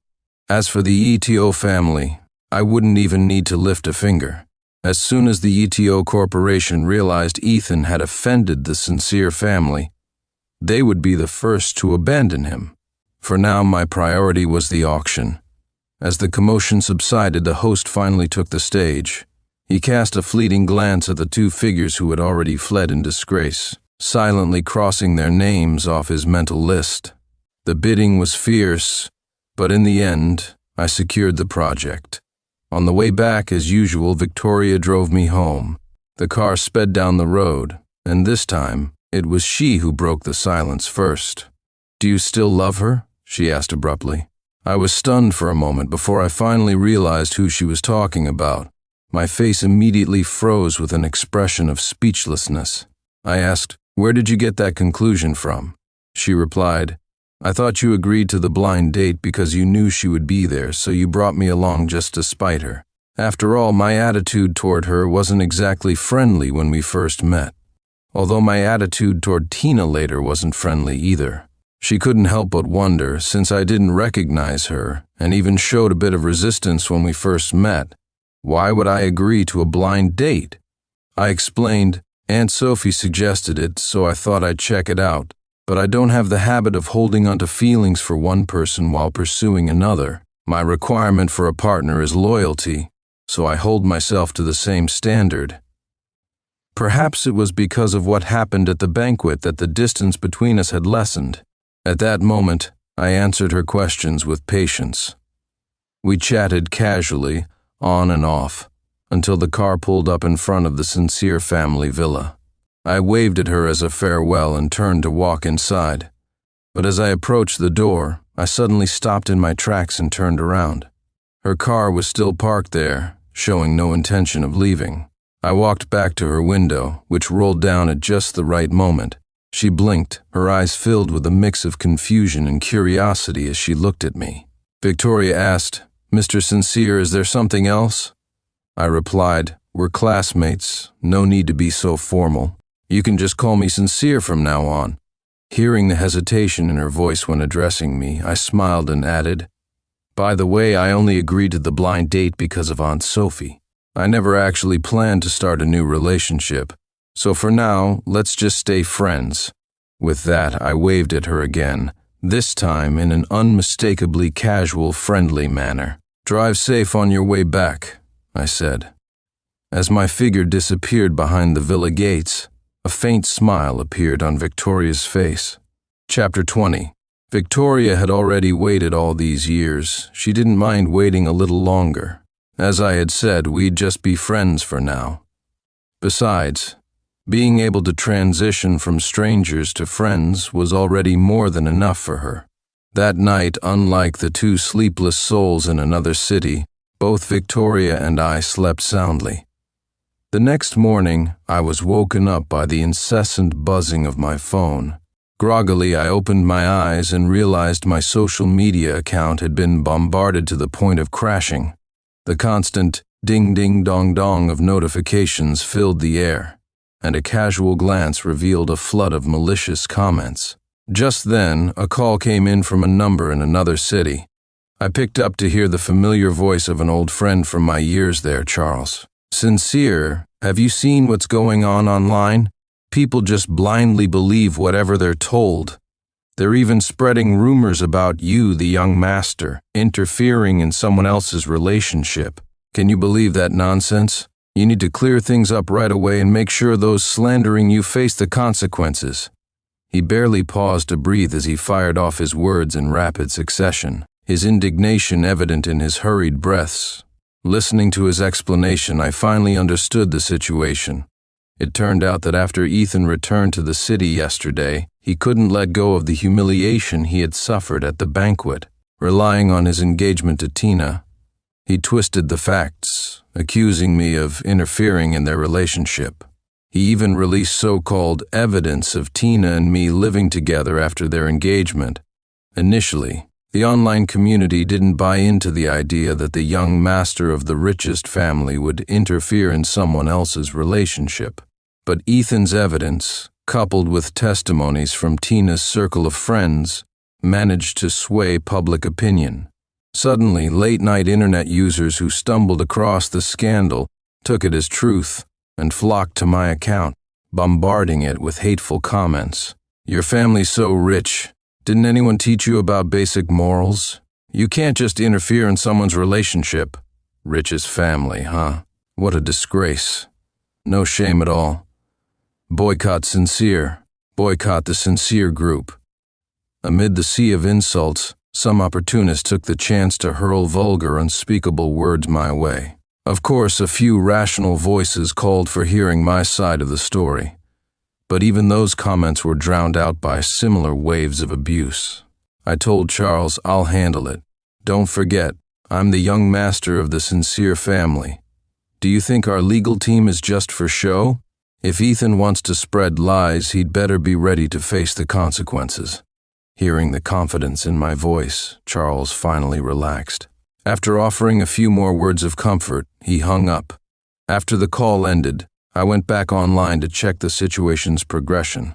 Seeing the malicious comments, it would be a lie to say I wasn't angry. But what puzzled me more was this: in the past, they looked down on me because they thought I came from a poor background and wasn't worthy of Tina. Now that my identity as the young master was public knowledge, where did they find the audacity to team up with Ethan to slander me? With a cold expression, I carefully saved screenshots of every defamatory comment. Just then, my phone rang again. This time, it was from an unknown number. I hesitated for a moment before deciding to answer. Sincere, are you doing okay? Don't worry about the things people are saying online. I know you didn't do those things, so there's no need to get upset. I believe my parents are already handling the situation. If there's anything I can help with, just let me know. Chapter 21. Hearing the warmth and urgency in Victoria's voice, I felt the suffocating frustration in my chest dissipate in an instant. I chuckled softly before replying, "It's fine. I'm not that fragile. It's just a rumor. I can handle it myself." "All right," she said. Sensing that my mood was still okay, Victoria finally breathed a sigh of relief. She didn't want to hang up, but didn't know what else to say at that moment. The air between us grew silent. Even through the phone, I could almost hear her soft breathing. Eventually, I was the one to break the silence. "Victoria, thank you. Even though these baseless rumors won't affect me, I still appreciate your concern." In my heart, I added one final unspoken sentence, and then I abruptly ended the call. On the other end, Victoria held the disconnected phone and felt as though time had flown by. When my parents first heard about the online attacks against me, they were so furious that they nearly lost their composure. They were one step away from personally confronting Tina, Ethan, and their group of so-called friends. My dad raged, "A scumbag and a homewrecker. How dare they try to smear my son's name? They must think they're invincible to provoke the Sincere family like this." My mom rolled her eyes at his words and added, "Invincible? More like idiots. They're not even worth mentioning." It took everything I had to calm my parents down. Watching their fiery tempers, I couldn't help but smile wryly. "All right, Mom and Dad, relax. I'm not going to let them push me around. If they dare to spread lies, they'll have to pay the price." Meanwhile, across town at the Ethan family estate, Tina's face was a storm cloud as she glared at a tear-streaked Ethan with nothing but disgust in her eyes. "How many times have I told you to stop scheming? I kept you around because I thought you were useful. But now you've gone and contacted Crystal to smear Sincere's name. Do you have any idea what you've done?" Ethan shook his head repeatedly, desperately trying to win back her sympathy, but it was no use. He pleaded. "Sincere is just the young master of the richest family. He lied to you for 5 years, pretending to be poor. Now we've offended him. Do you really think he has feelings for you? Instead of waiting for his revenge, why don't we strike first and completely crush the Sincere family?" Tina's expression softened slightly as she listened. Yes, Sincere had lied to her for years, concealing his identity as the young master. If she had known the truth earlier, she wouldn't have needed to consider marrying someone else. She had accepted his fabricated story without complaint and had even been willing to keep him by her side. Yet in the end, he used that opportunity to break things off with her, leaving her humiliated. Why should she let him maintain his high and mighty status? Why not drag him down into the mud and leave him desperate and destitute, forced to come crawling back to her? After all, when he left, he had discarded and destroyed everything that tied them together. If they stuck to their narrative, wouldn't the public only see him as a heartless player? Tina looked at Ethan with a flicker of approval in her eyes. "All right then, you'd better work hard to bring him down from his pedestal." With that, she left Ethan's mansion without another word. Chapter 22. As the sound of her car engine faded into the distance, the venom in Ethan's eyes deepened. His actions hadn't been impulsive. Ever since returning from his failed business bid in Manhattan, where he had offended the young master, his family had decisively abandoned him. He had hoped to solidify his position within the family through marriage with Tina, but when he brought it up, his parents slapped him across the face. "How dare you even mention marrying Tina?" they had shouted. "She came to us herself to call off the engagement. You can't even keep a woman by your side. Tell us, what use are you?" It wasn't until that moment that Ethan realized everyone had turned their backs on him. But why? He seethed internally. "Sincere, because of you, I was abandoned by my family, despised by Tina. And yet, you still get to look down on me from above?" Ethan channeled all his hatred toward Sincere, dragging Crystal and Tina into his final desperate gamble.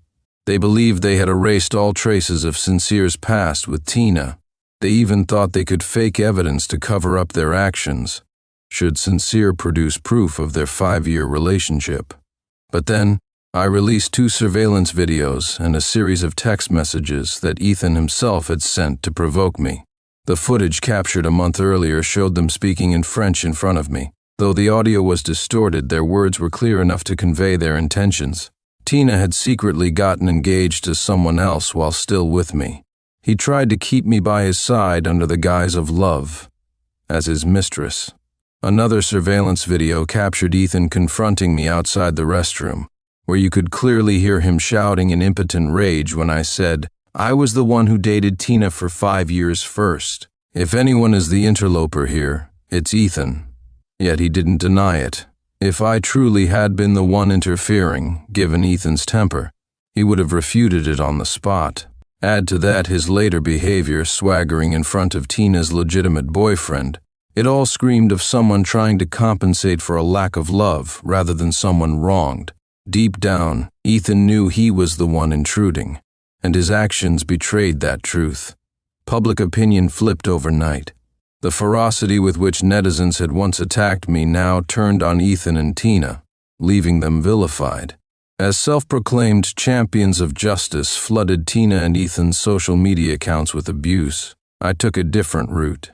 I filed a lawsuit against those who had left vitriolic comments under my posts, especially those with high engagement, as well as against opportunists who spread slander about me.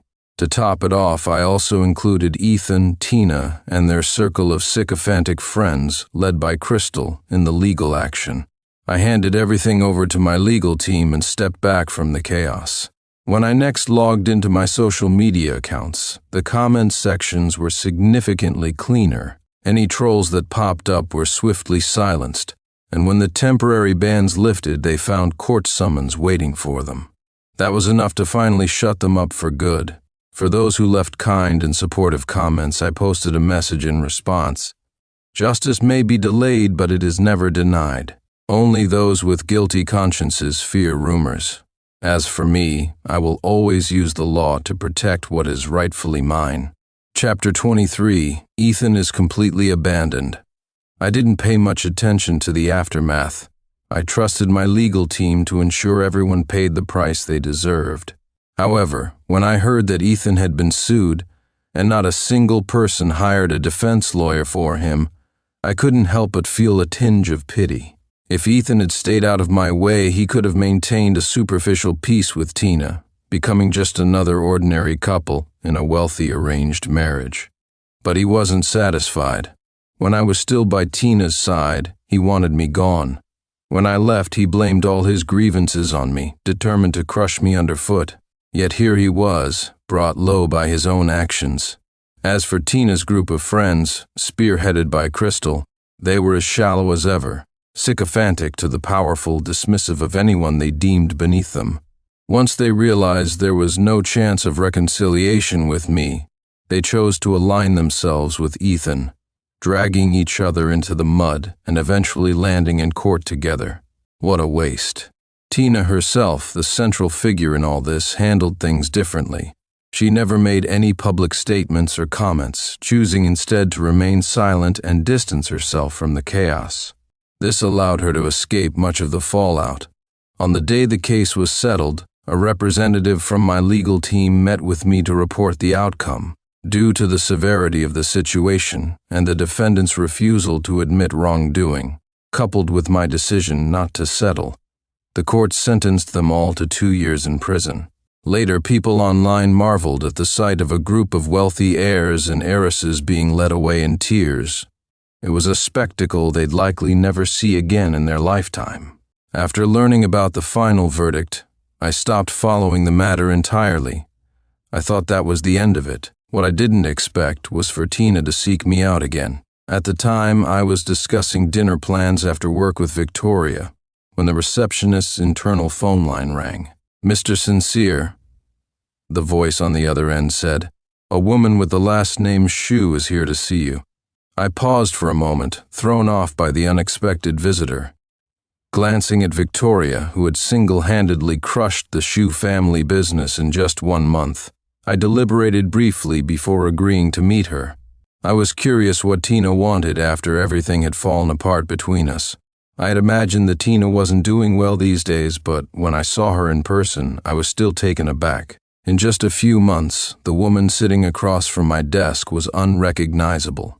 Gaunt, haggard, and visibly aged by at least a decade, she bore no resemblance to the once radiant Tina. The surprise only lasted a moment before I reverted to my usual distant and aloof demeanor. Tina, however, faltered the moment her eyes landed on Victoria, who sat confidently beside me. She clearly hadn't expected her to be here, and her breathing hitched for a second, but Tina knew she no longer had any leverage over me. Her face was a portrait of sorrow as she pleaded for mercy. "Sincere," she began, her voice trembling. "I know I was wrong in the past, but I never lied to you. I have only ever loved you. For the sake of what we once had, please spare the Shu family." Her posture was utterly humble, devoid of the haughty air she'd tried so hard to suppress during our relationship but could never fully hide. I simply spread my hands and shook my head. Victoria gestured to herself as she stood beside me. "Chapter," I said, "it wasn't me who decided to suppress the Shure family. Why don't you go and plead with her instead?" I chuckled, my face still wearing a smile, though it failed to reach my eyes. I continued, "Besides, Tina, whatever feelings we had in the past were long worn out by you." I looked at her, my voice calm but piercing, like when you secretly got engaged to someone else, planning to keep me as nothing more than a lover on the side, or when you used French to mock and belittle me with your so-called sisters, never caring to stop them, or when Ethan and your friends spread malicious rumors about me, and you stayed quiet, comfortably playing the invisible bystander. And now you come to me speaking of feelings we once had. Where were those feelings when it mattered? At my words, Tina's face turned ashen. She stood there, her throat dry, struggling even to swallow. "Sincere," she said, her voice trembling. "I know I was wrong. I apologize. But if this goes on, the Shure family really won't be able to bear it." I shrugged nonchalantly. "And what does that have to do with me? The Shure family is paying the price for their actions. What makes you think that a simple apology from you can erase everything and absolve you of guilt?" Tina's face grew even paler. "But I never did those things to you," she exclaimed, panic filling her voice as she scrambled to defend herself. At that moment, my fake smile vanished entirely. I looked her straight in the eyes and said coldly, "You're right, you didn't do those things. You just stood by and watched. Tina, it's bystanders like you that are the worst. Your silence and indifference gave your friends the courage to insult me with their cruel words. Your apathy gave Ethan the chance to hurt me again and again. And now, you claim you didn't do anything? Fine. You say you didn't do it, and I say I didn't suppress the Shure family. If the Shure family needs help, I'm not the one to ask." Raising my voice slightly, I said, "Show her out." I opened the door to my office, my face adorned with a detached, professional smile. "Please, this way," I said, gesturing for her to leave. Tina opened her mouth as if wanting to say more, but I ignored her completely. Instead, I grabbed Victoria's hand and walked past her, heading out of the office. After all, I was the CEO. Taking some time off wouldn't hurt. As for Tina's departure, someone would oversee it. My office was in no danger. "So," I asked Victoria with a smile, "what should we eat? Western food or something homemade? It's been a while since I've had a proper homemade meal, and I think I'm craving it." Victoria replied, "Then let's go for homemade food. I'll go along with whatever you want." Her expression was relaxed, radiating a warmth far removed from the reserved and quiet demeanor she had when we first met. I glanced back at her, raising an eyebrow. "Why do you always do whatever I say?" She suddenly stopped walking, and when she looked at me, her gaze was so serious that it made my heart skip a beat. Just as I was about to change the subject and keep walking, her voice came from behind me, clear and unwavering. "Because, Sincere," she said, "I like you." Her confession was both unexpected and in some way something I had been anticipating all along. My steps faltered, and I turned back to look at her. Letting out a soft sigh, I said, "But." She interrupted me. I know. You've said before that you're not ready to accept a new relationship right now, but when you are, can I be the first in line? Her eyes sparkled like constellations in the night sky, full of hope and determination. As I gazed into them, the words of rejection I'd planned to say melted away. I smiled faintly and replied, "Well, since you've asked so sincerely, I suppose I can reluctantly agree." Her lips curved into a smile as well, completely ignoring the teasing tone in my words. Following her heart, she stepped forward and wrapped me in an embrace. Victoria had waded through countless lonely winters and summers, holding on to her belief, and she knew in the winter and summer to come, she would no longer be the one left alone.